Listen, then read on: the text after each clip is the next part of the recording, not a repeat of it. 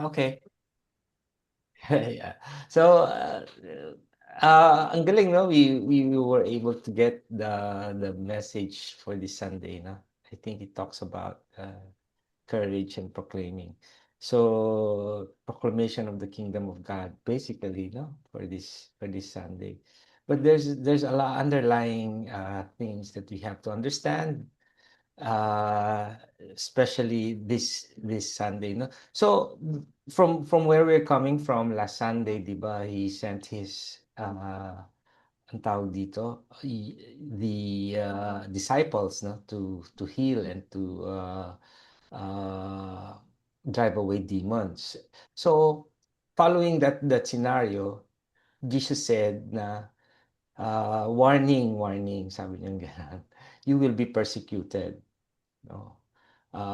When you do things for me, you will definitely be persecuted. That's where the gospel is coming from, no? Where Jesus is telling them na anong sabi niya? Na you have to show courage, you have to stand firm. Yan. So let me explain to you, no. First things first, no. There is this fear that comes into mind when proclaiming. So that's why sinasabi ni Jesus, have courage, no? Fear comes from part of the inheritance of what inherited things that we got from the original sin, no? The fear because remember yun nga sa second reading, no? Adam's fall into sin. So well, he feared, no, the God. So kasama yan. Bakit kasama yan sa part of a sin? If you put it in the context, no, when you fear, you try to shy away. Katulad nung when we are faced with defending our faith, no, we shy away Mhm. because we are scared that we will be put in a situation na our faith is not enough, no. So it's part of, it's in a way a sin, you know. So there's this context also on the fear of God, no? The fear of God, the fear of the fearing God is in a different context because fearing God na papanish na tayo. No, he's not that, no?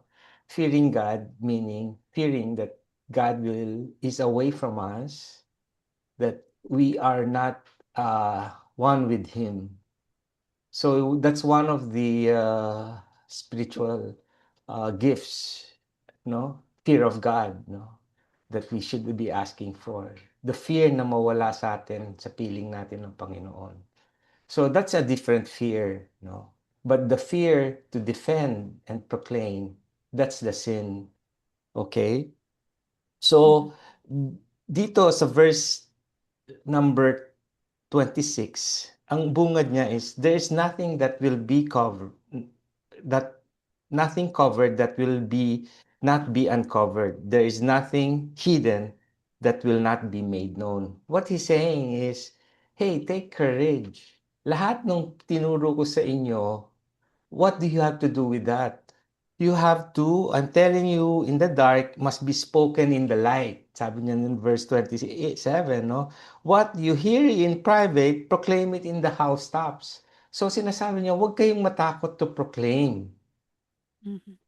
what I taught you. Okay? And sinabi niya lahat ng mga sinasabi ko in secret, meaning yung tinuturo niya within the walls of their ang tawag dito, house or sa kanilang during while they eat, bring it out in the housetops. And sabi niya gano'n, ito yung significance ng sparrow, no? This is God's mantle of protection. Okay?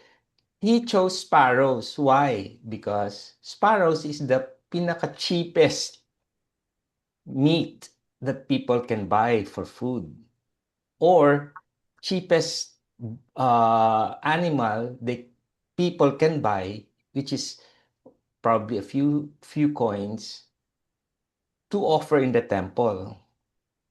Okay? So sinasabi niya ni Jesus na yet not one sparrow falls to the ground without your Father knowing it.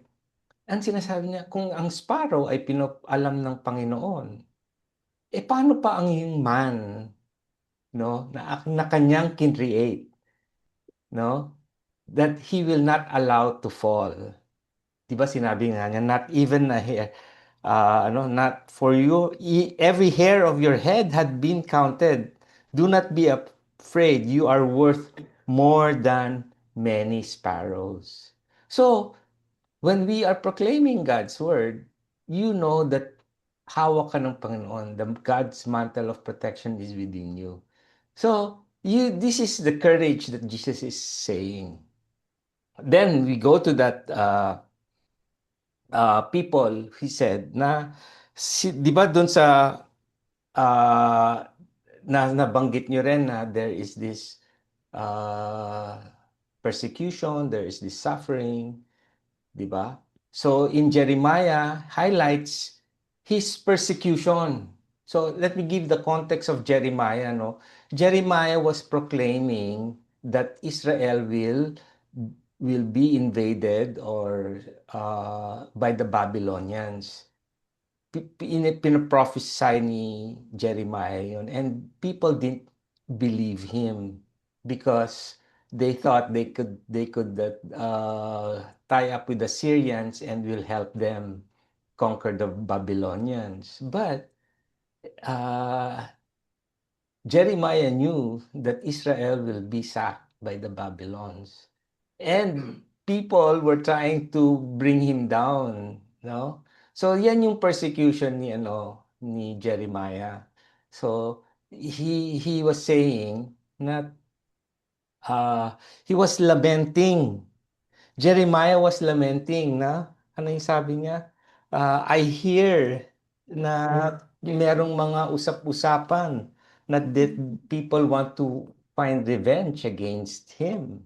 Mhm. But if you continue the verses of Jeremiah, he resorted to God's protection. No? Sinabi niya ganon, but Yahweh, a mighty warrior, is with me. My persecutors will stumble and not prevail. So he too had this faith, no? So if it reminds you the Psalm 22. Psalm 22. I don't know if you know anybody knows what Psalm 22 is. It's the famous last words. My God, why have you forsaken me?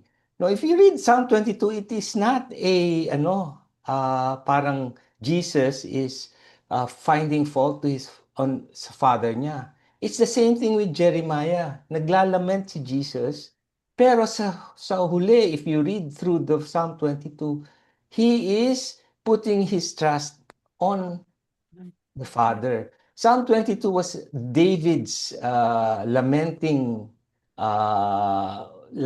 ang tawag dito, he was also lamenting. But again, he trusted in God's protection, in God's power.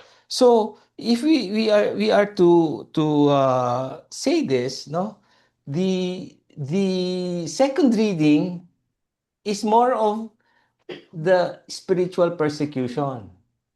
Saint Paul was lamenting, ay, dahil sa isang tao, maraming namatay. Namatay means physical death. When you Mhm. are in sin, physical death is a consequence of sin, no? Mamamatay ka dahil sa kasalanan, no? So it is Adam signified, according to the Jews, Adam signified the first human that God created. So yung first man pa lang, sablay na. Kaya all of us inherited that sin. And that sin, what we inherited is our propensity to sin. Ano yung propensity to sin? Yung ating what you call that? Tendency to sin. Mhm. No, na-inherit natin yan as man. No? You call that concupiscence. Okay, concupiscence, man's tendency to sin. So, but with that, we call it original sin, no? No. So kahit hindi mo incur it through your action, you inherited it because we were born as human men, no? Because of the faith that we have, na tayo ay pinanganak physically alive but spiritually dead. That's Yes. why we are reborn, no? Through baptism. Okay? So that sin is erased, no? That original sin is erased. So that's why every time na since tayo ay nabaptize na, we are free from all that original sin and the sin that you have done. So you can die, you go straight to heaven. But that's why we have the sacrament of reconciliation, that every time we hear confession, our sins are erased again. No? So that is our faith. That is why through that grace, no, through that grace, uh, we are again one with God. No? So that's why we have, if you put it all together, no. So that's why the courage to proclaim, that means you are, kanina nga yung reflection natin, no? Kailan ba tayo nag-falter to defend our faith? Mhm. My answer is, ay tanong dito ni Ate Irene is, when is this thing the truth? Or is it, the- parang, tama ba, Ate Irene? No, when people ask, how would you know if it's the truth? Yeah. It's, if you are in the state of grace, you know it's the truth. No? So, if you are in that state of grace, meaning lahat ng iyong sinasabi, na proclaim, ay galing sa Panginoon. No? You don't have to make excuses, no? Whether you're right or you're wrong. So, it's easy to defend it when you are in a state where your faith is solid, your conscience is clear. Then that is a state of grace where you know that the Spirit is working in you. Okay? So again, if people ask you what is the truth, anything that you give life to, no?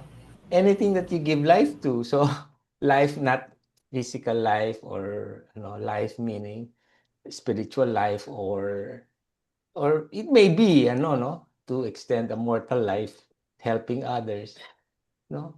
Anything that gives life to others is the truth, no? So it is a way, because God did not create death. He didn't want his creation to suffer. It is the work of the evil one, because of envy, no? So sinasabi nga nila, sabi nga ni Paul, Saint Paul, on the last verse, no? Verse 15, such has been the fall, but God's gift goes far beyond. All died because of the fault of one man. But how much more does the grace of God spread when the gift He granted reaches all? So that grace that He granted is not for us to keep. Kaya nga sinasabi ni Jesus, lahat dun sa verse ang tawag dito, number 26, nothing covered that will be uncovered. No, proclaim it. Itong Mhm. tinuro ko sa inyo ay hindi lang para sa iyo, para itago. It's not for you to keep, no? It's for you to share, to give, no? Sabi nga ni yun yung sabi ni Saint Paul, no? If you are if this gift you have received uh, from Jesus Christ, it is to reach all, no? Not to reach you. Okay? So it is the proclamation of the gospel to others. That is the grace. When you start proclaiming it to others, then that is God's grace already working. Okay? So again, the theme for this Sunday is to find courage to proclaim, no? To that, knowing that God is your rest back, no? He will protect you, and knowing that to receive the grace you need to be also in a state of grace for you to be able to proclaim. Yeah. Amen. Yeah. Amen. Thank Thank Wow. you. you, Brother Ronald. Thank you, Brother Ronald. You're welcome. Always. Yeah. Always. Always enlightening. All right. Okay.